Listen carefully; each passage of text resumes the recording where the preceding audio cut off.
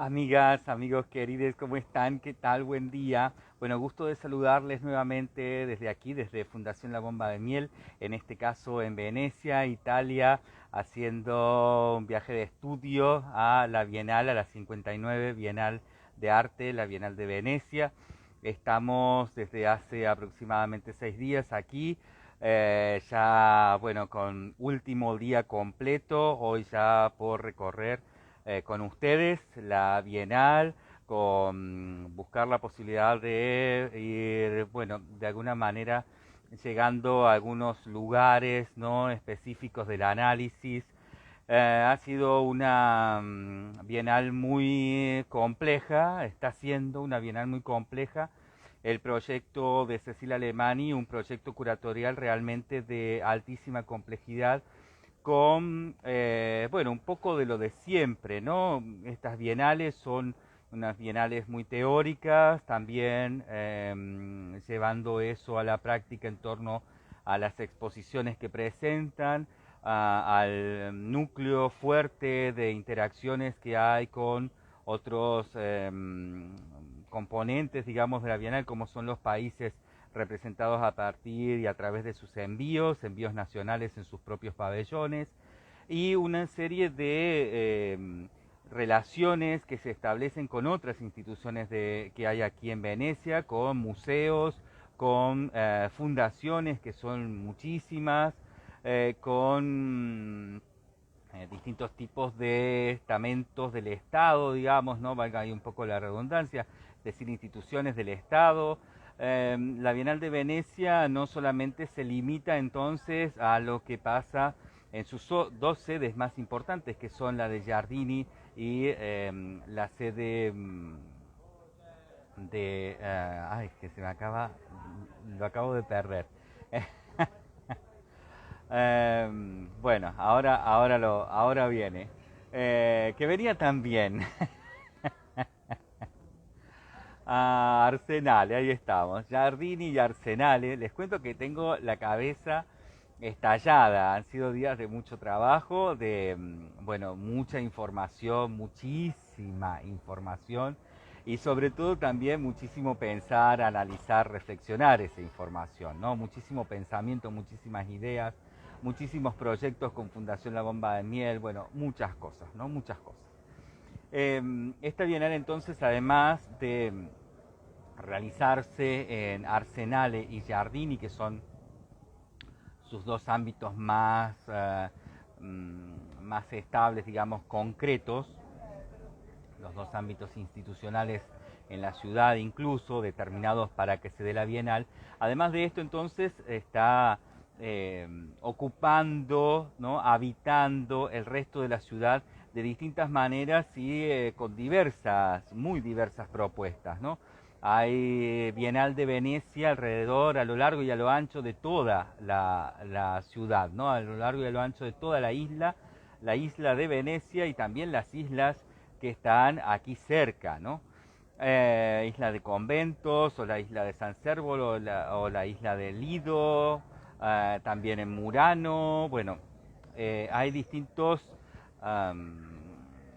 propuestas, distintos proyectos que son parte de la Bienal de Venecia, distribuidos aquí por toda esta gran zona geográfica, vamos a llamarlo así, ¿no? Una zona que también es ideográfica, si se quiere, ¿no? Es toda esta Venecia que todos, de una u otra manera, cuando llegamos aquí ya tenemos en mente. Eh, entonces, Bienal tiene una relación con muchísimas cosas, y estas relaciones, bueno, son en esta edición relaciones muy complejas. Hay de todo, hay para todos los gustos, y yo diría que además hay en torno a una búsqueda de diversidad, una extrema diversidad, ¿no? Todo esto apoya y aporta al guión curatorial de Cecilia Alemani, su curadora, quien está buscando esta diversidad en pos de construir estas bienales, ¿no? La Bienal de Venecia, que vienen siendo desde hace mucho tiempo unas bienales muy arquetípicas, ¿no? Si bien hubo en algunos momentos quiebres y hay excepciones, la Bienal de Venecia viene siendo una bienal muy arquetípica y en eso, bueno, una bienal muy arquetípica al capitalismo y a las fuerzas que predominan en el mundo, ¿no?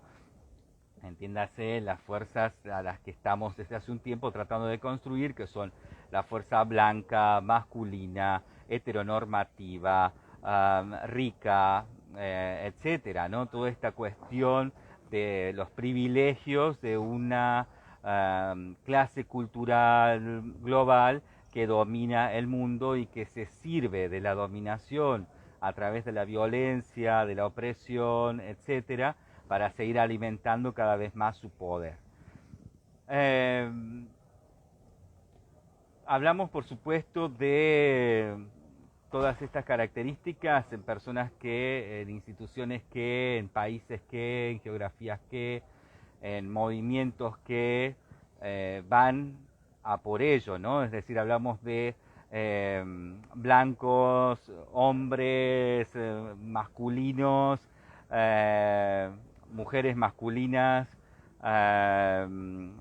bueno, heterosexuales, ricos, poderosos y demás que están generando más de lo mismo a partir de abusar de otras personas, instituciones, geografías, etcétera, que gozan con menos privilegio o están existiendo, para decirlo de algún modo, con menos poder, ¿no? Luego que de estas características, ¿no? También hay personas que no están de acuerdo con todo esto, ¿no? Hay blancos heterosexuales, etcétera, ¿no? Heteronormativos, masculinos y demás que no están de acuerdo con todo esto, pues que no entran, ¿no? en esta dimensión. Entonces estamos hablando de que la Bienal se mete, ¿no? de una manera muy diversa a tratar de deconstruir justamente este status quo de poder en la tierra que se viene generando a partir de la opresión, ¿no? En ello, bueno, tenemos una bienal entonces muy compleja y que va a tratar de buscar un poco de todo esto de distintas maneras, una presentación y representación, como también de muchas formas, a modo de tesis, a modo de tesis abierta, a modo de abiertas, a modo de tesis abiertas, expandidas, etcétera, ¿no? No sé si se me está escuchando bien. Por favor, si alguien está por ahí, que me pueda decir, a ver si se está escuchando bien, porque no sé si se escucha con ruido o se escucha bien. Hay mucho viento aquí hoy. Vamos entonces hoy a hacer un recorrido de esta bienal en torno a poder mostrarles a ustedes un poco de toda esta hipótesis y de toda esta noción, ¿no? De toda esta idea, de toda esta propuesta, que, bueno, podemos ver haciendo eje a partir del texto de Cecilia Alemany, ¿no? Pero que luego va a estar replicándose en distintos ecos en las diversas intervenciones que sobre el mapa de la Bienal han hecho los países con sus intervenciones, los artistas con sus participaciones y demás, ¿no? Los curadores, las curadoras, ¿no? Que bueno, han tenido roles también dentro de esta propuesta, buscando acentuar, buscando reflexionar, buscando incluso a veces cuestionar este proyecto y este guión curatorial de Cecilia Alemany. Hoy lo que vamos a hacer entonces va a ser recorrer la Bienal. Voy a tratar de hacer 3 recorridos, vamos a ver cómo los podemos establecer en estos videos en vivo, estos directos, aquí por Instagram. Vamos a tratar de recorrer de 3 maneras diferentes. Por un lado, el pabellón oficial, que se divide en 2 sedes, que son los Giardinis y son Arsenale. Esto vamos a tratar de recorrerlo y mostrarles un poco de qué va, qué hay. Luego vamos a tratar de recorrer en otra etapa, en otra parte, digamos, de esta cobertura de hoy, todo lo que sean los pabellones nacionales, es decir, todos los envíos de los países, en que por lo general están aquí también en Giardini y en Arsenale. Nos vamos a limitar a esta zona, lamentablemente no podemos hacer mucho lo que en estos días he estado haciendo, que es recorrer toda la ciudad. Nos llevaría días, ¿no? Lamentablemente no se puede hacer en un momento, ¿no? No se puede hacer en un día ni llevar estos videos, ¿no?, a cabo haciendo recorrido por los demás lugares de la Bienal en la ciudad. Pero es significativo y es suficiente, ¿no?, para darnos una idea y también para poder tener una noción de qué va esta Bienal de Venecia y cómo se ha resuelto, ¿no?, en torno a la hipótesis, en torno a todo lo que está pasando, a partir, ¿no?, de la idea de Cecilia Alemany y demás. Nos va a alcanzar, ¿no? Nos va a alcanzar, va a ser suficiente con recorrer el pabellón central, que está dividido, como digo, en dos partes, que es los Giardini, el pabellón blanco de Giardini, y luego aquí el Arsenale, ¿no? Luego vamos en una segunda parte, vamos a ir a un recorrido por los pabellones de los países, y que vamos entonces a recorrer aquí en la zona de Giardini y en la zona de Arsenale, que es donde están la gran mayoría de los pabellones, ¿no? Si bien, insisto, por fuera, por el resto de la ciudad, hay muchísimos otros pabellones, ¿no?, distribuidos a lo largo y a lo ancho de la ciudad de Venecia y de otras islas, ¿no? Y de otras islas. Lo que voy a hacer entonces va a ser, para poder contextualizar un poco más allá de mi propia percepción de la Bienal, vamos a ir complementando esto con unos textos que me parecen realmente muy buenos. He estado leyendo mucho, he estado informándome, básicamente no buscando otros puntos de vista para poder cotejar y para también poder decidir qué mirar, ¿no? He estado leyendo muchas cosas, entre ellos he estado leyendo unos textos que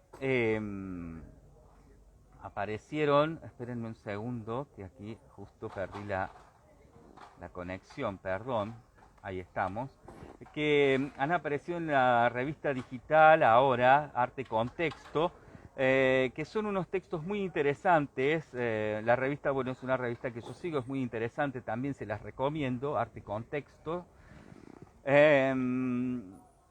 Esto ha aparecido, ¿no?, en torno a la Bienal de Venecia, unos textos que en realidad es una cobertura, digamos, en tres partes, tres textos, por Pedro Medina. Pedro Medina, un catedrático, investigador, bueno, gestor, curador y demás del mundo del arte aquí en España.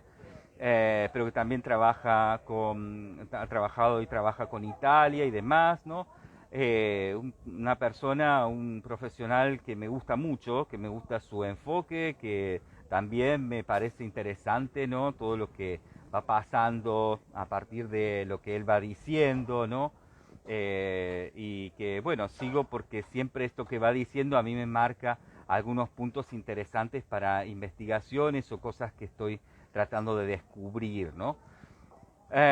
Justo entonces Pedro Medina hizo esta cobertura, una cobertura, ahí hay un ruido, justo están aquí instalando. Bueno, aquí en Venecia no se sabe nunca dónde uno se puede quedar tranquilo un segundo. Me vine aquí, esto es la puerta del Arsenal, es la parte de atrás, digamos, a un costado. Esta es la puerta de ingreso de los, bueno, de la puerta de ingreso militar, digamos, ¿no? Este es un ámbito totalmente militar, el Arsenale de hecho es una zona militar aquí en Venecia y es la zona histórica militar, ¿no? Recordemos que Venecia, un ducado, ¿no?, de gran poderío militar que, bueno, todavía tiene estas sedes, ¿no?, estas bases donde de hecho funciona todavía alguna que otra cuestión militar, que bien, la verdad no sé, pero que hay movimiento de esto. Aquí donde ustedes están viendo detrás, este fondo, bueno, de ahí en adelante, digamos, si uno entrara, es que tiene estas dependencias militares. Por supuesto, esto está vedado a al turista, ¿no? Es solo para personal autorizado. Por lo tanto, me vine aquí porque pensé que iba a ser más tranquilo, ¿no? Esto está a unos pasos de la entrada de la Bienal por el lado de Arsenale.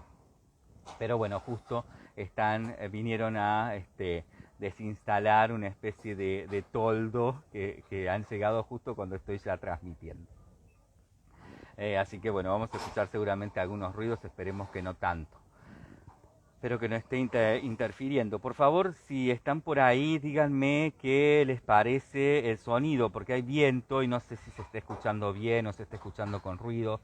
También eso es un poco difícil si hacemos estas transmisiones desde el exterior. Bien, ahí estamos. Vamos entonces con este texto de Pedro Medina que va a introducir, ¿no? Y la búsqueda de leerles este texto tiene que ver con complementar un poco mi visión, ¿no? Que no tengan solamente mi visión de toda esta cuestión de la Bienal, sino que lo vayamos complementando, ¿no? Para analizarlo críticamente, para poder pensarlo, ¿no? De una manera más compleja con algunos otros textos. En este caso, bueno, ya hemos leído el texto de Cecilia Alemany, ¿no? Lo que apareció en torno a la difusión de prensa, ¿no? Que es un extracto del texto curatorial, bueno, que fue realmente muy bueno, ¿no? Para poder entender con mayor claridad, ¿no? De qué iba la cuestión de toda esta bienal. Y bueno, ahora vamos a leer este texto de Pedro Medina para poder ver y, si se quiere, acercarnos a una posibilidad de cotejar con un texto más académico, un texto más periodístico y demás, ¿no? A ver cuál es la impresión de él y luego sí ya empezaremos en un próximo video a hacer la recorrida por en este caso, primera recorrida que vamos a hacer en relación a este primer texto. Uy, ahí me dice un muerto vivo que se escucha bien y se ve bien. Gracias, gracias, un muerto vivo. Si, por favor, si escuchas que hace ruido, dime, así sé en qué momento está fallando el audio y lo puedo solucionar. Vamos entonces, este texto lleva por título Bienal de Venecia 2022, parte 1, cuentas pendientes desde The Milk of Dreams.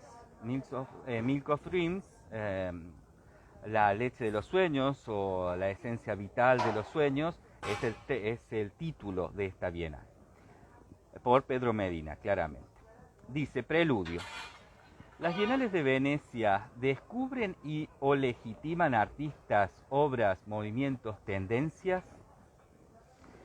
Si el visitante de la bienal se decanta por una de estas opciones, es muy posible que tras una mirada veloz rechace o encumbre la exposición ideada por Cecilia Alemany para una edición que pasará a la historia como la bienal que, por fin, está compuesta por una gran mayoría de mujeres o artistas no binarias. Cuantitativamente es incontestable y diría necesario, ¿no? Es ineludible, es imposible de refutar, ¿no? Esto, pues tocaba ya una cita en estas condiciones después de tantas décadas de reivindicaciones. Otra cuestión sería en todo caso pensar si ha sido el modo idóneo para llevar a cabo toda esta pretensión. Por ello, conviene profundizar en la propuesta para observar la trascendencia más allá del dato, ahondando en la manera elegida para elaborar el relato, al mismo tiempo que se analiza el marco, significado y formas, también en relación con la propia historia de la Bienal de Venecia y el desarrollo de estéticas críticas en las últimas décadas. Este último aspecto es ineludible, cuando la identidad y las políticas de la representación han sido uno de los argumentos centrales en el arte de los últimos 60 años. En efecto, son muchas las exposiciones que han perseguido la visibilidad de la alteridad y una lectura crítica sobre la construcción social. Entre ellas se debe recordar Woman Artist, 1550, del año 1977 esta muestra, donde Linda Nochlin y Anne Sutherland Harris instauraron un hito a la hora de establecer el protagonismo femenino dentro de la historia del arte. Es una pretensión también sostenida infatigablemente, entre otras, por las guerrilla girls, desde el año 1985, y que tiene como uno de sus libros de cabecera All Mistresses, Woman, Art and Ideology, 1981, libro de Griselda Pollock y Rosiska Parker. Y si hablamos de identidad y postcolonialismo, ¿cómo no recordar la muestra Primitivismo en el arte del siglo XX? Muestra del año 1984 de William Rubin en el MoMA, o por ejemplo también la Documenta 5 de 1972, en la que Gerald Seaman, su curador, expuso arte de los 5 continentes sin distensión ni jerarquía alguna. Asimismo, dentro de la trayectoria de la Bienal de Venecia, hay que mencionar la Bienal de Venecia de 1993, comisariada por Achille Bonito Oliva, la más postcolonial hasta entonces, y también a Jane Clare y su Identidad y Alteridad del año 1995, y a Rosa Martínez y su propuesta para el Arsenal en 2005, desde inicio aquella claramente feminista. En conjunto, todo esto confirma lo que Charles Taylor ya afirmó en su The Malaises of Modernity, la ética de la autenticidad, lo traduce aquí, y dice: el multiculturalismo es la cuestión central de nuestra época, difundiéndose como el imperativo ético de dar voz a los colectivos que no la han tenido en la historia.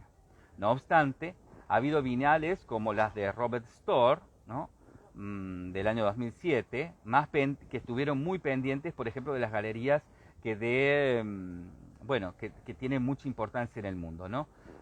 En esta, la de Robert Storr, la Bienal del 2007, dice que menos del 20% de quienes participaron fueron mujeres, y prácticamente la totalidad de los artistas que participaron de esta Bienal pertenecían a los centros del occidente, ¿no?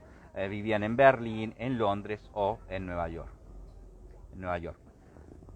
Es importante, continúa diciendo el texto, recordar estos precedentes porque determinan el marco en el que se insertan las propuestas de esta edición, en su tesis central y en muchos de los pabellones nacionales, marcada por cuestiones políticas del feminismo, desde el feminismo hasta la guerra de Ucrania, que quizás han distorsionado una propuesta a la que se le deben plantear algunas críticas de contenido, enfoque y diseño expositivo, pero que también aporta perspectivas interesantes desde el punto de vista del comisariado y de la representación social.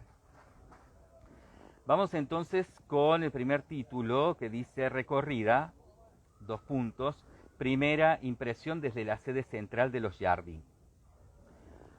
Los puntos de partida de Alemany fueron declarados desde el principio, En primer lugar, desde el título, que en castellano es, dice aquí, Leche del Sueño, que remite a la surrealista Leonora Carrington, verdadera protagonista este año en la Bienal y también porque está en una gran exposición que hay en el Peggy Guggenheim, ¿no?, la Fundación Peggy Guggenheim, y cuyo relato señala temas por representar, lo maravilloso mágico, la metamorfosis, la relación entre cuerpo y máquina, sirviéndose del surrealismo como una vía para cuestionar el racionalismo patriarcal.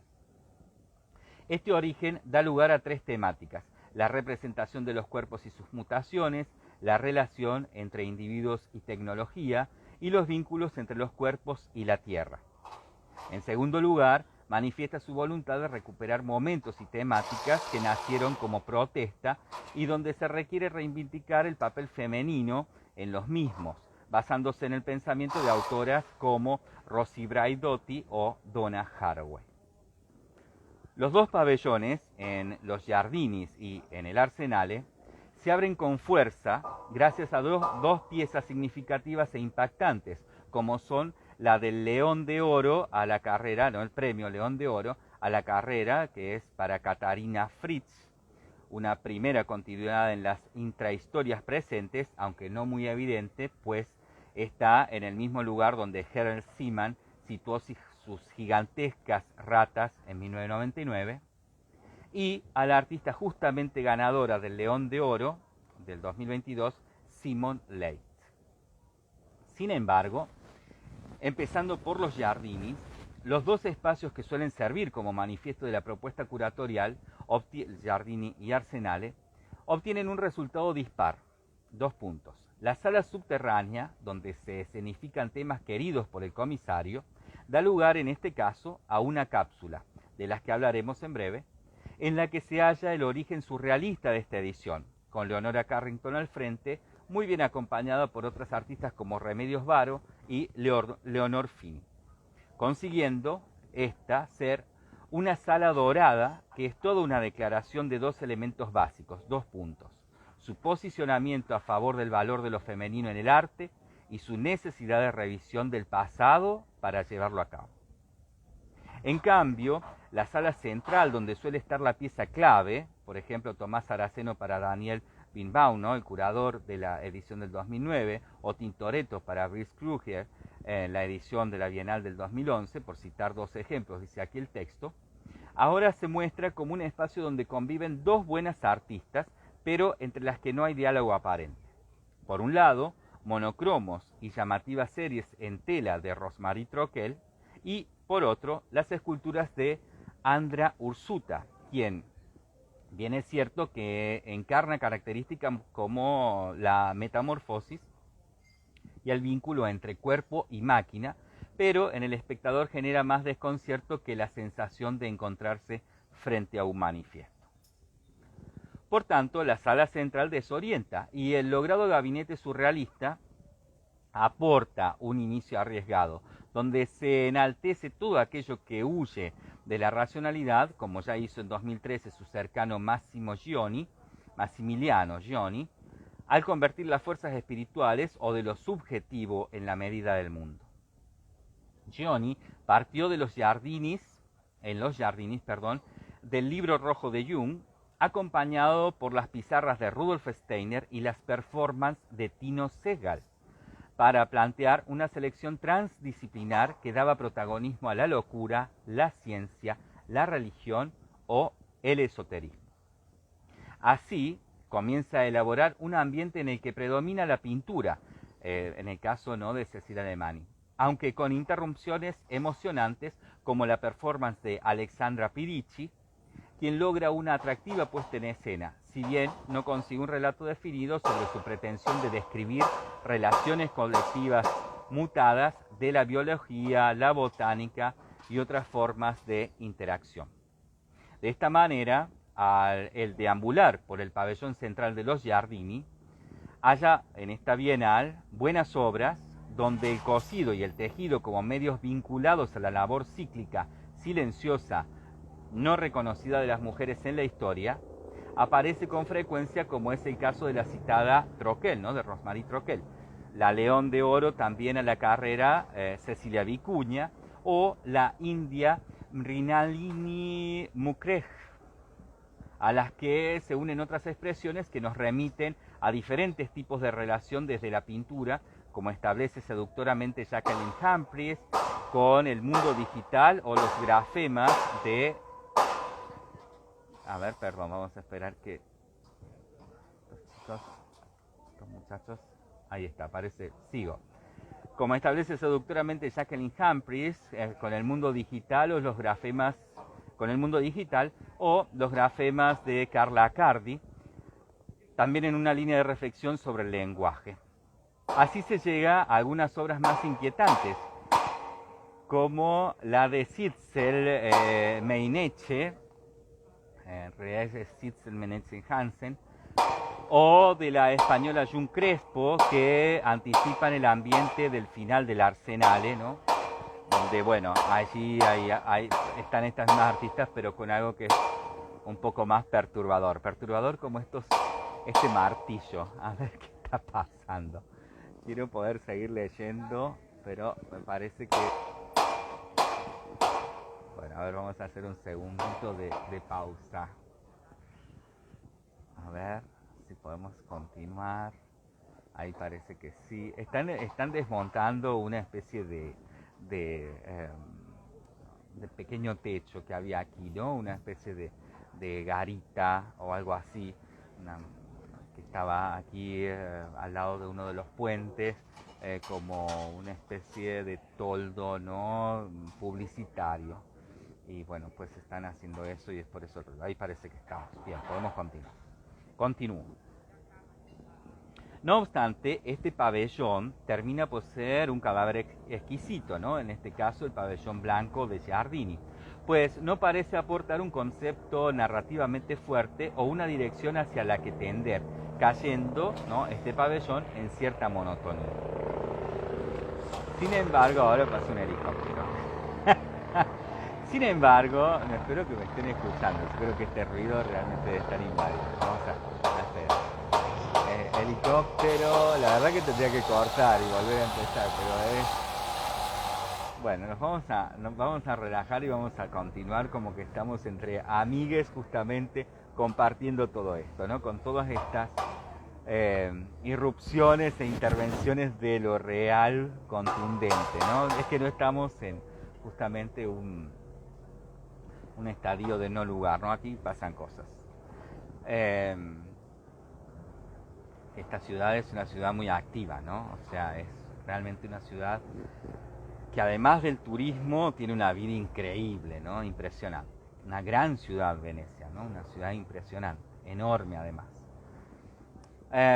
Bien, continúo entonces. Vamos a volver a empezar con este párrafo. Dice, no obstante, este pabellón, el Giardini, ¿no?, el pabellón blanco del Giardini, termina por ser un cadáver exquisito, pues no parece aportar un concepto narrativamente fuerte o una dirección hacia la que tender, cayendo en cierta monotonía. Sin embargo, cuando se acude a la guía o al catálogo, la impresión es bien diferente, pues transmite intuitivamente un sentido y una pertenencia a grupos discursivos que irradian de estas cápsulas. Presencialmente, más que el inicio de una narración, parecen islas con mayor coherencia que otras salas, pero no es tan inmediata la relación con las piezas que las rodean. Sin duda, una mayor atención a las generosas cartelas, ¿no? La verdad es que tiene unos carteles grandes con mucha información cada obra, que incluso dicen, añaden un dato que no es común, 2 puntos, el lugar de residencia y no solo el del nacimiento del artista, ¿no?, al que refieren, lo que nos permite ver que, a diferencia de la mayoría de las bienales pasadas, sí que se descubren artistas de la periferia cultural, ¿no?, que leíamos en el texto de Alemani, que decía que, bueno, el 80% de los artistas que están en esta bienal no han participado nunca antes de la Bienal de Venecia, y la gran mayoría de esos artistas tampoco han estado nunca en la Bienal de visita, ¿no? Vuelvo entonces. Sin duda, una mayor atención a las generosas cartelas, que incluso añaden un dato que no es común, el lugar de residencia y no solo el del nacimiento de los artistas, lo que nos permite ver que, a diferencia de las mayorías de las bienales pasadas, sí que se descubren artistas de la periferia cultural en esta.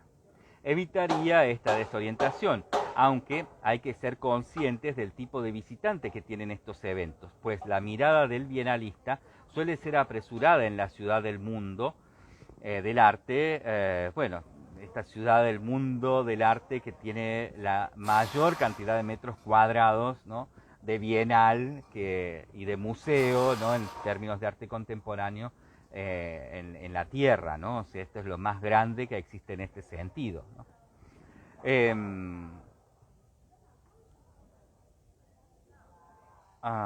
Bien, acá me están diciendo que se escucha. Gracias, Muerto Vivo, gracias, muchas gracias. Sí, porque me quedo, si no, con la duda, y les agradezco. Me están diciendo que se escucha muy leve, o sea que puedo continuar. Gracias, muchísimas gracias.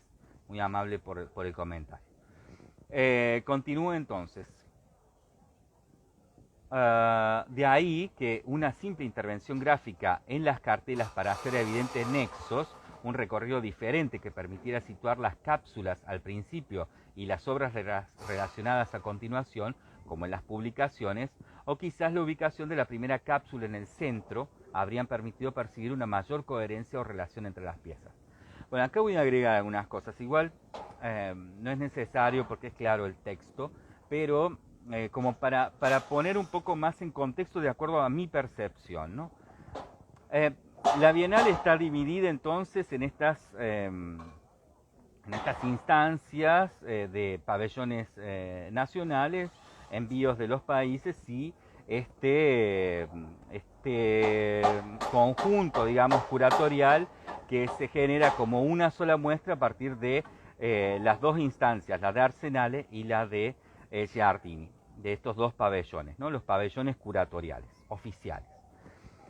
Estos dos pabellones curatoriales oficiales entonces van a mostrar un solo proyecto, que es el proyecto curatorial oficial, que lleva por título The Milk of Dreams también, ¿no? Esta curaduría de Cecilia Alemany, que es una muestra impresionante, inmensa, con más de 200 artistas, y estamos hablando de aproximadamente entre 800 y hasta 1000 obras, ¿no? Depende de cómo las contemos, podemos ver que se divide a su vez, se subdivide en una idea, esta única muestra, ¿no? Que ya de hecho está dividida en dos partes, porque la única muestra, ¿no? Curatorial oficial se está mostrando en dos pabellones diferentes, ¿no? Que además están muy lejos uno de otro, no es que están uno pegado, pero muy lejos, relativamente lejos, ¿no? O sea, no es que está uno al lado del otro pegado, ¿no? Sino que hay un pabellón en un lado, hay otro pabellón en otro lado, y entre lo que cada pabellón está mostrando tenemos un solo proyecto curatorial. A su vez, este proyecto curatorial tiene adentro metaexposiciones o pequeñas muestras adentro de la muestra, que son estas cápsulas de tiempo, que son 5 y que están dedicadas a temas puntuales que hacen a este libreto, a este guión curatorial general. Esto en el catálogo, y es un poco ahí a donde quiero ir para que se termine de comprender lo que está diciendo aquel texto, en el catálogo está muy claro, el catálogo es un sendo libro gigantesco, el catálogo de esta bienal, de la propuesta de Milk of Dreams, es un catálogo muy grande, ¿no? En realidad el catálogo está, digamos, la bienal está catalogada a partir de 3 materiales. Uno es un book de mano, digamos, ¿no? Un handbook que es una guía, un libro medianamente pequeño, digamos, no tan pequeño, podría haber sido un poco más pequeño, un poco difícil de manejarse con ese libro, un poco grande para estar dando vuelta por la bienal y tratando de buscar, ¿no? Suelen ser un poco más sintéticos, que es un libro de mano para ir recorriendo la bienal y para irse uno orientando a partir del libro de qué es lo que está viendo, ¿no? Esa es una manera en la que ya está catalogada la bienal.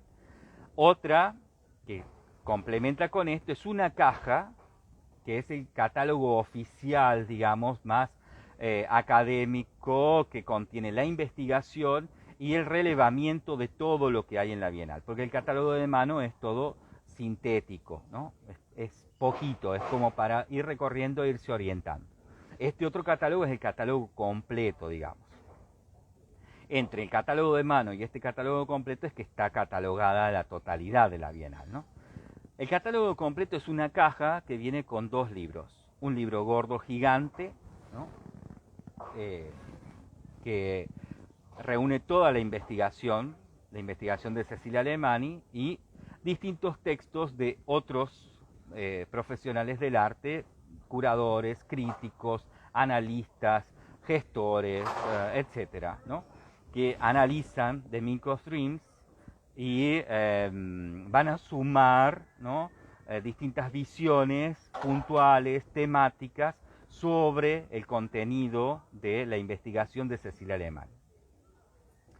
A esto se suma además una infinita cantidad de imágenes, citas, pequeños fragmentos de texto que están transcritos literalmente, bueno, etcétera, etcétera, ¿no? Lo típico que conocemos de un catálogo gordo, razonado de una exposición, ¿no? Y esta caja entonces que contiene este catálogo también contiene un libro más pequeño, más flaquito, digamos, más delgadito, que es el libro que recorre la participación de todos los pabellones, ¿no? Es decir, por un lado el libro gordo nos muestra todo lo que se ha investigado y lo que se está exponiendo en Arsenale y Giardini, en los pabellones donde se muestra la exposición oficial, curatorial de Milk of Dreams, y luego tenemos en el otro libro más delgadito todas las participaciones de los países que han hecho envíos, ¿no? Envíos nacionales en sus pabellones para participar, para ser parte, ¿no? de esta Bienal de la 59, Bienal de Venecia, y de la propuesta general de Milk of Dreams. Entre estos 3 volúmenes tenemos la catalogación total de la Bienal, ¿no? Realmente un material muy bueno. Hay textos además que son brillantes y que son muy, muy útiles, ¿no? Son muy útiles. Específicamente me gustó mucho uno que habla de la cápsula que tiene que ver con los cyborgs, ¿no? Me pareció muy útil, una visión interesantísima. Lamentablemente no podemos ir con todo porque es muchísimo el material, pero como para contárselos y que si tienen posibilidad de verlo, de leerlo, pues que no dejen de hacerlo porque realmente está muy, muy interesante. Entonces, dentro de este catálogo gordo tenemos dividido por cápsulas, digamos, ¿no? O sea, hay introducción de las cápsulas y se puede entender claramente cómo lo expuesto por fuera de las cápsulas se relaciona con lo que está dentro de las cápsulas. A esto lo hemos analizado muy bien en el video donde leí el texto de Alemany, porque ahí es donde queda claro. Así que si no me entienden esto, por favor vayan a ese video aquí vivo de Instagram que ha quedado aquí en mi perfil, pero que va a estar también en Fundación La Bomba de Miel, para que puedan ver, ¿no? Para que puedan escuchar qué es lo que Alemany dice. No voy a repetir porque lo voy a hacer seguramente muy largo y no terminamos más. Pero está ahí, ¿no? Claramente de qué se tratan estas 5 cápsulas y cómo se relacionan estas metamuestras, es decir, las muestras adentro de la muestra, con el todo, ¿no? Pasa que, como dice aquí el texto, ¿no?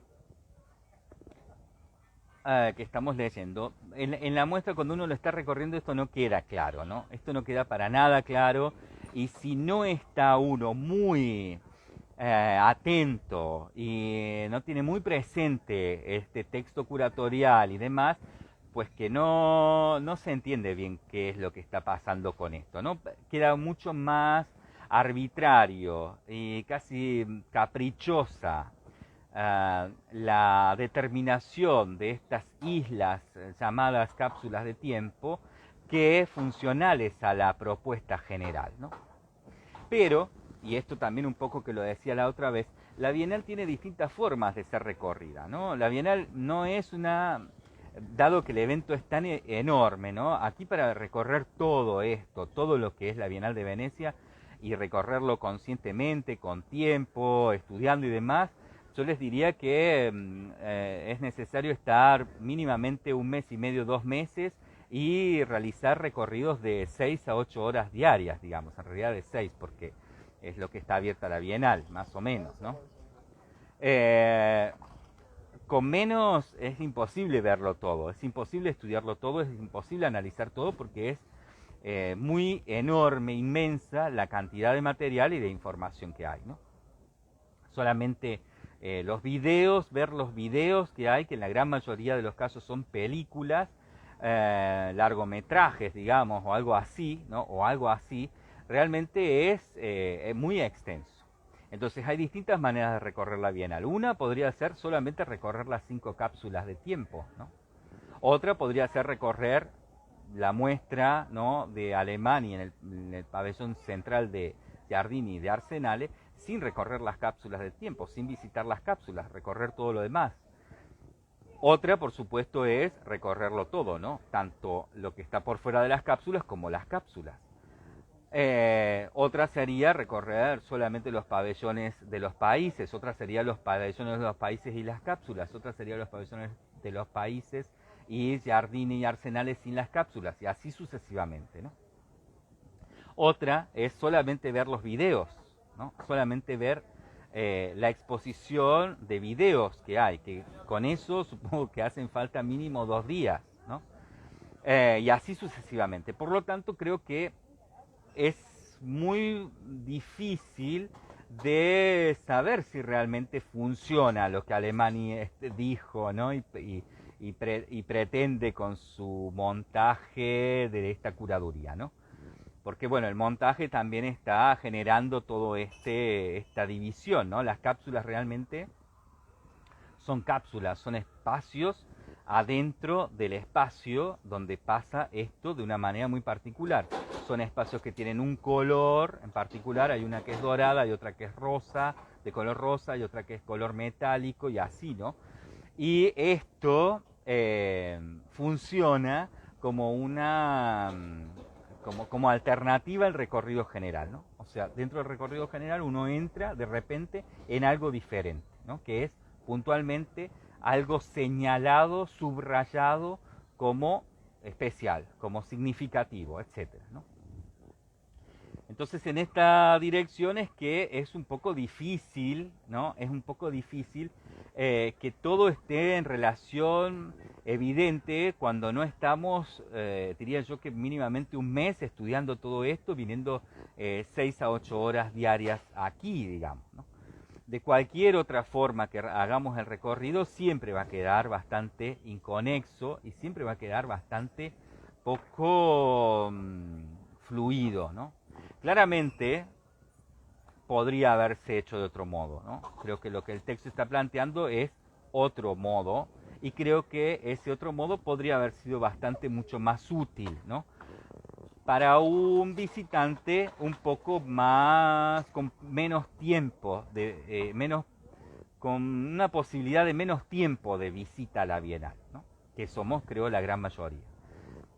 En ese sentido, lo que se puede ver es que el proyecto general apunta, ¿no?, en su totalidad y en la aprehensión de esa totalidad y en la aprehensión posible de esa totalidad razonada y también, si se quiere, ¿no?, llevada a un conocimiento, no solamente a informarnos, sino a partir de ver lo que hay, poder asimilarlo y lograr un conocimiento, pues eso está destinado a especialistas o a personas que están con la posibilidad de ver esta exposición con más tiempo, ¿no? Con más tiempo y más dedicación. Bueno, la hice larguísima. Volvamos. Vuelvo a leer entonces esto para que voy a volver a leer todo este párrafo. Dice: no obstante, este pabellón, ¿no?, Giardini, el blanco, termina por ser un cadáver exquisito, pues no parece aportar un concepto narrativamente fuerte o una dirección hacia la que tender, cayendo en cierta monotonía. Sin embargo, cuando se acude a la guía o al catálogo, la guía es este handbook, ¿no?, el libro de mano, la impresión es bien diferente, pues transmite intuitivamente un sentido y una pertenencia a grupos discursivos que irradian de estas cápsulas. Presencialmente, ¿no?, en el recorrido presencial, más que el inicio de una narración, parecen las cápsulas islas con mayor coherencia que otras salas, pero no es tan inmediata la relación con las piezas que las rodean por fuera de la cápsula. Sin duda, una mayor atención a las generosas cartelas, que incluso a los generosos epígrafes, ¿no?, que incluso añaden un dato que no es común, el lugar de residencia y no solo el del nacimiento de los artistas, lo que nos permite ver que, a diferencia de la mayoría de las bienales pasadas, sí que en esta bienal se descubren artistas de las periferias culturales. Evitaría esa desorientación, ¿no?, si se agregan más datos en estas cartelas, en estos epígrafes. Aunque, continúa diciendo el texto, hay que ser conscientes del tipo de visitante que tienen estos eventos, pues la mirada del bienalista, ¿no?, el visitante bienalista, suele ser apresurada, porque esta es la ciudad del mundo que más arte por metro cuadrado tiene, ¿no?, en torno a esto que decíamos cuál es la dimensión de esta bienal en el mundo del arte, ¿no? De ahí, continúa diciendo el texto, que una simple intervención gráfica en las cartelas, en los epígrafes, para hacer evidente nexos, ¿no?, entre el afuera y el adentro de las cápsulas de tiempo, un recorrido diferente que permitiera situar las cápsulas al principio y las obras relacionadas a continuación, como en las publicaciones, como pasa en el catálogo, o quizás la ubicación de la primera cápsula en el centro habrían permitido percibir una mayor coherencia o relación entre las piezas. Vamos con otro título que dice recorrido, cápsulas y arsenales. Aún así, continúa diciendo el texto, una de las aportaciones más reveladoras es la aparición de 5 cápsulas temporales que concretan la segunda premisa manifestada para establecer un continuum en la historia sobre algunas cuestiones y que son uno de los puntos fuertes de la exposición, por disposición espacial y crítica, que le permiten generar vínculos inusuales mientras reivindica mujeres, ¿no? Le permite a Cecilia Alemany, la curadora de la Bienal, mientras reivindica mujeres que merecían un reconocimiento mayor desde hace tiempo en la historia del arte. Gracias a ello, Cecilia Alemany cambia el sentido habitual de la Bienal como lugar que se visita para sondear tendencias, optando aquí ella, ¿no? Alemany, por rastrear las raíces de algunas cuestiones.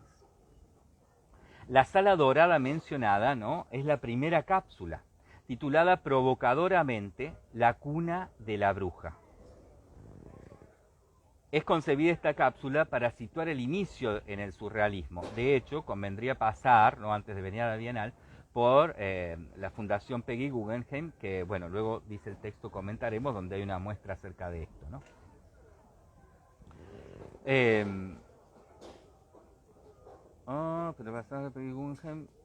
Pero también otros argumentos como la erotización de la mujer, la femme fatale, la androginia para conquistar la emancipación, entre otros relacionados con la impronta masculina de la identidad. Esto, ¿no? En relación a esta cápsula dorada, ¿no? La cápsula que lleva por título La cuna de la bruja, ¿no? Que me encantó ese título. La segunda cápsula lleva por título Cuerpo-órbita, con la que se hace referencia a la historia de la propia Bienal de Venecia, ya abordada en Las Musas Inquietas, proyecto que aportó consuelo ante el aplazamiento de la Bienal de 2020.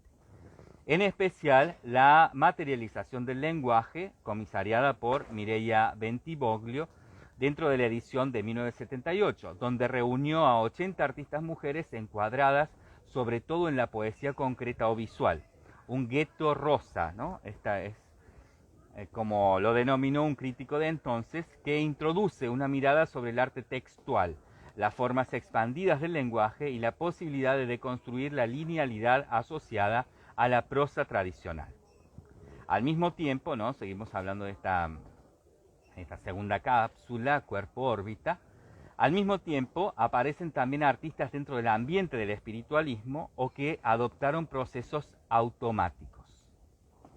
La tercera cápsula, también en los Giardini, lleva por título Tecnologías del Encanto, un título que de nuevo puede llevar a la confusión, puesto que la tecnología es entendida bajo una óptica muy amplia, realmente muy amplia, con el fin de reflexionar sobre cómo ha condicionado y atraído a artistas de cada época.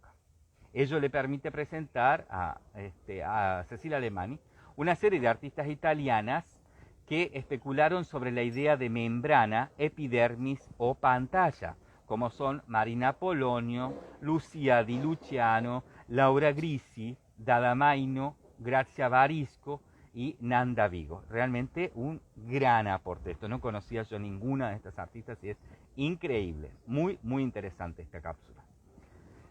Dice, en el arsenal, continúa diciendo el texto, que permite un recorrido más lineal, es verdad, porque el Giardini, para quienes no lo conozcan, el pabellón de Giardini es una especie de concéntrico alrededor de un círculo, ¿no? De un centro, digamos, de un núcleo.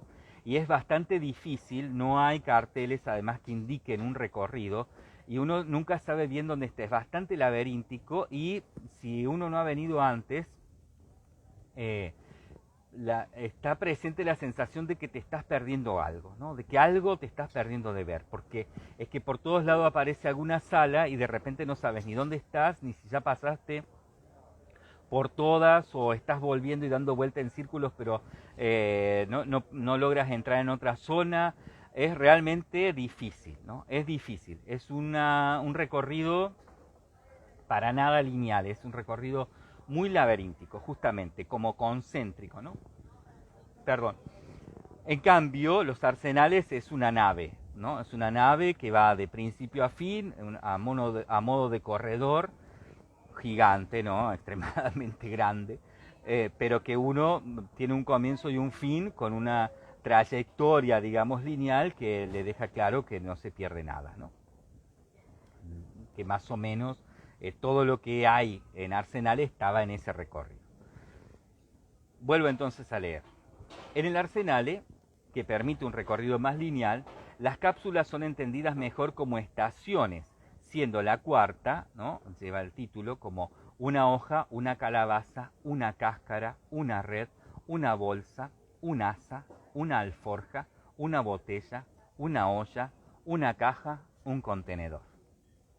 En este caso, el largo título sí describe una función básica, 2 puntos. Ser recipientes, identificando el arquetipo femenino, con un elemento contenedor. Este conjunto de obras, en cuyo centro se hallan las hipnóticas piezas de Ruth Asawa, y que cuenta también con la presencia de Maruja Mayo,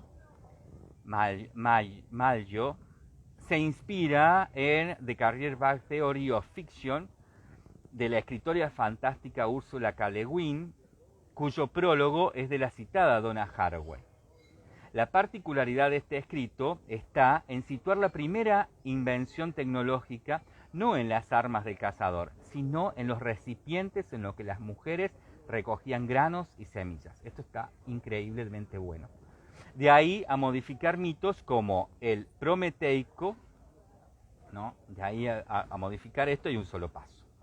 La última cápsula es, y se llama, ¿no?, la seducción del cyborg, donde no acoge las últimas tecnologías, esta cápsula, sino que se remonta en el tiempo para rastrear el relato de la combinación de un organismo con tecnología artificial, ¿no? Lo que remite a prótesis, máscaras, reciclado de imágenes, al amparo de Haraway, de Donna Haraway, hasta llegar a la teoría de lo posthumano enunciada por Rossi Baidotti en el año 2013 para indicar también el final del antropocentrismo. Aquí, en esta cápsula, ¿no?, que es la seducción del cyborg, aparecen las fragilidades de nuestro cuerpo frente a guerras o pandemias, anunciando también la necesidad de redefinir nuestra relación con la naturaleza.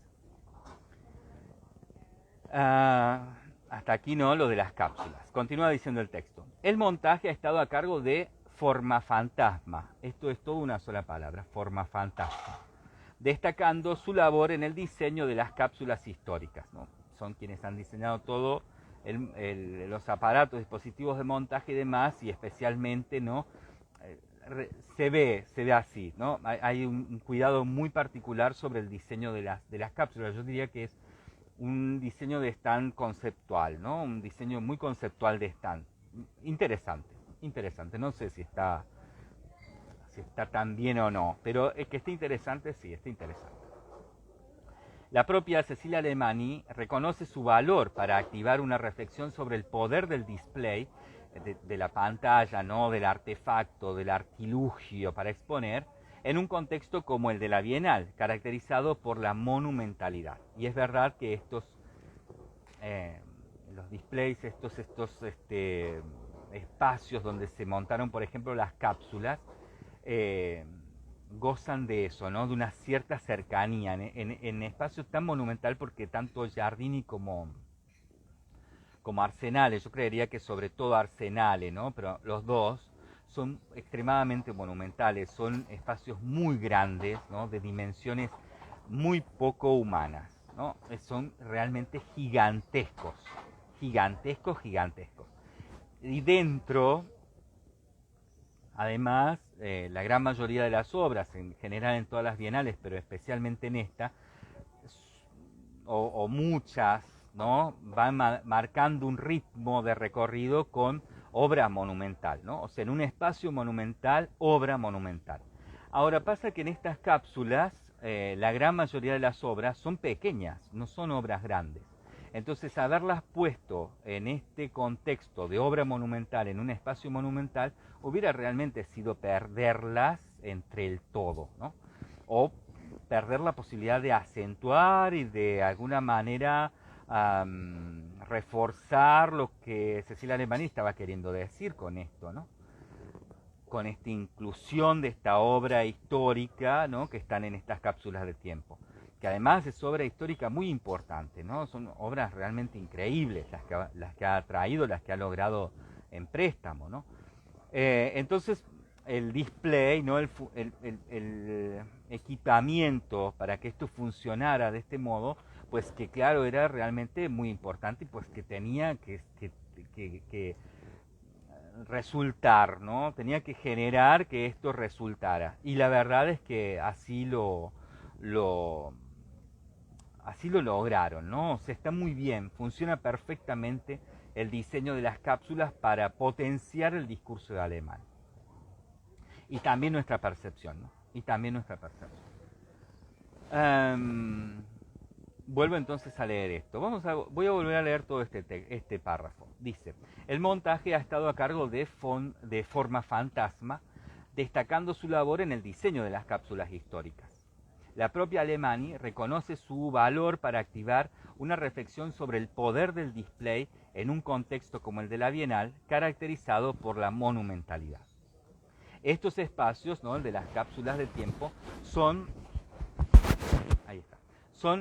lo mejor de la exposición, aunque su resultado quizás sea desigual, pues impactan en el espectador de forma más lograda la primera, cuarta y quinta. Eso también es verdad, ¿no? Primera, cuarta y quinta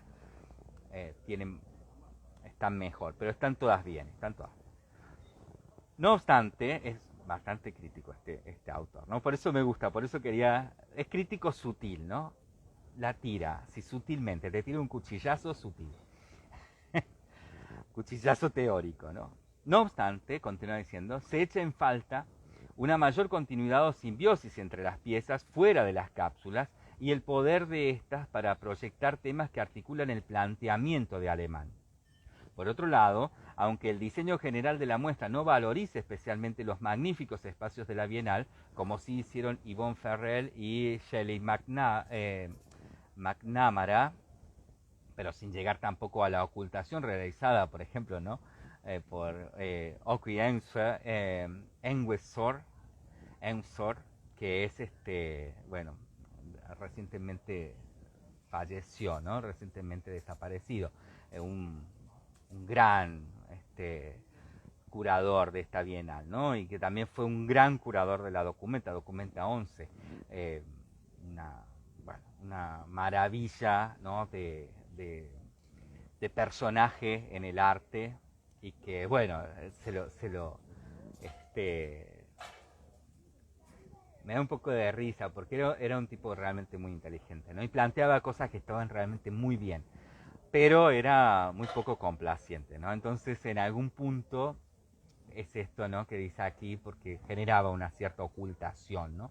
Era difícil. De hecho, el catálogo de la Documenta 11 es uno de los catálogos más grandes de las Documenta. No sé si conocen la exposición Documenta de Kassel. Son exposiciones que se realizan cada 5 años, son quinquenales, y se investiga durante 5 años lo que se va a exponer en esa Documenta, ¿no?, en esa exposición que se da cada 5 años. Y cuando le tocó, ¿no?, en la Documenta 11 a Emsor, bueno, es que se pronuncia Emsor, pero se escribe Enwesor, con W, Enwesor, ¿no?, con Z. Cuando a Emsor le tocó, ¿no?, la situación de ser el curador de la Documenta 11, durante los 5 años hizo una investigación muy profunda que la hizo en los 5 continentes acerca de qué era el arte, ¿no?, qué estaba pasando en el arte en esos momentos en los 5 continentes, es decir, alrededor del mundo. Y para cada uno de esas investigaciones por continente, por tema, más o menos, ¿no?, porque tampoco fue que sea tan literal, pero más o menos, publicó un libro, sendos libros de teoría, gigantescas teorías, ¿no? Y luego además publicó un súper gigantesco catálogo de exposición, ¿no?, catálogo razonado de toda la investigación. Y lo complementó con también un volumen bastante grande de revisión de la Documenta, ¿no? Y hay algunos otros materiales más que son unas especies de revistas que iban sacando periódicamente. Bueno, siempre las documentas tienen esta especie de ansiedad exacerbada por la documentación y tal, ¿no? Pero que a mí, bueno, bienvenido sea, a mí me encanta, ¿no? Pero lo de Ensor realmente fue mucho, ¿no? Es realmente mucho. Creo que luego la documenta 13 también es un poco así, ¿no? Exagerado. Pero bueno, esto, me fui por las ramas. Es que me gusta mucho este Oakley Ensor. Me gusta mucho. Lamento siempre que ya no esté. Es un personaje controversial, ¿eh? No es que me gusta porque estaba de acuerdo con él en todo, ni mucho menos. No, no, no. Un personaje controversial. Y su Bienal de Venecia, ojalá que en algún momento pudiéramos revisarla porque fue muy buena, muy buena. Vuelvo entonces. Por otro lado, aunque el diseño general de la muestra, continúa diciendo el texto, no valoriza especialmente los magníficos espacios de la Bienal, como sí hicieron Yvonne Farrell y Shelley McNamara, pero sin llegar tampoco a la ocultación realizada por Oakley Ensor, queda como un correcto uso de los mismos, en diálogo más con su historia que con su arquitectura, sirviendo para el lucimiento de las piezas. En cualquier caso, en el Arsenale sí que se aprecia un aire de familia entre las piezas que comparten sala, ¿no? Familia entre las piezas que están todas en las mismas salas, además de la sensación de transición de una constelación de obras en torno a lo indígena, la maternidad o el cuerpo como receptáculo, representada por artistas como Belkis Ayon, Gabriel Chaile o Rosana Paulino, a otra parte donde la tensión crece y donde son más palpables los temores surgidos bajo el marco de lo posthumano y en general ligados a la época en la que vivimos, donde las tonalidades frías y lo sintético van dominando la escena. Por ello, no es de extrañar la aparición de lo grotesco en instalaciones cinéticas como la de Mirren Lee, que recuerda al aparato digestivo de un organismo informe en varios audiovisuales, como la sala fetichista de Mariana Simnet, a la que invita una gran cola de ratón, o la inquietante conclusión del recorrido en el jardín de Precious Okoimon, que titula significativamente, el nombre del artista, no Precious Okoimon, que titula significativamente To See the Earth Before the End of the World. Esto es del 2022. Esta progresión más evidente, continúa diciendo el texto, se debe también a la selección de obra y formatos más fluida y variada, gracias, por una parte, a piezas de gran tamaño, como la citada y majestuosa obra inicial de Simone Leitch, El laberinto de tierra, canela, clavo, cacao, tabaco y carbón, de Dizzy Morelos, una obra increíble, el hermoso tapiz realizado con tejidos reciclados para mostrar las líneas de deseo entre dos estaciones de tren de barrios industriales de Ishahan Adams, o la instalación concebida específicamente para las corderías del Arsenal, realizada por una artista que no podía faltar a esta cita, que es Bárbara Kruger. Igual ocurre con las citadas instalaciones cinéticas o los escasos pero impactantes momentos en los que se presenta fotografía, como el reflexivo Self-Defense 2014-2015 de Joanna Pietrowska y su llamativo montaje, o la presencia de una experta en organismos cibernéticos e inteligencia artificial como es Lynn Hershman-Leeson, ganadora de una mención especial este año, con varias piezas como la serie Missing Person, que muestra retratos de personas inexistentes en la línea del prosopagnosia de Pilar Rosado y John Fontcuberta. Asimismo, colaboran sobre todo a esta pausa y ambiente varias obras en video, desde el atmosférico First Rain 2021 de Tao Nguyen Phan, P-H-A-N, el desasosegador relato pleno de belleza de Yanis Rafa en Lacerate, precioso, duro, pasando por el cautivador deambular de figuras por la posmoderna y desolada Gibelina Nuova en el You Scantu a Disorderly Tale del 2022. Esto de Elisa Giardina Papa. Presente también en Forte Marghera. Primeras conclusiones. Otro título. Dice el texto. Los premios a la carrera a Caterina Fritz y Cecilia Vicuña, anunciados previamente, ya indicaban el camino planteado hacia una demanda de protagonismo para figuras femeninas, un hecho que se confirma y matiza con los Leones de Oro a la mejor artista para Simone Leigh, sin duda la que mayor presencia ha logrado este año, y con el León de Oro al pabellón de Gran Bretaña de Sonia Boyce, lo que no solo reivindica género, sino también raza, dentro de este acto reivindicativo frente a la historia. Además, las menciones especiales también son significativas, puesto que enfatizan el carácter postcolonial al destacar a Shubinaya Yuna por su crítica al colonialismo y a la franco-argelina Zineb Sedira, la amo, por el pabellón francés.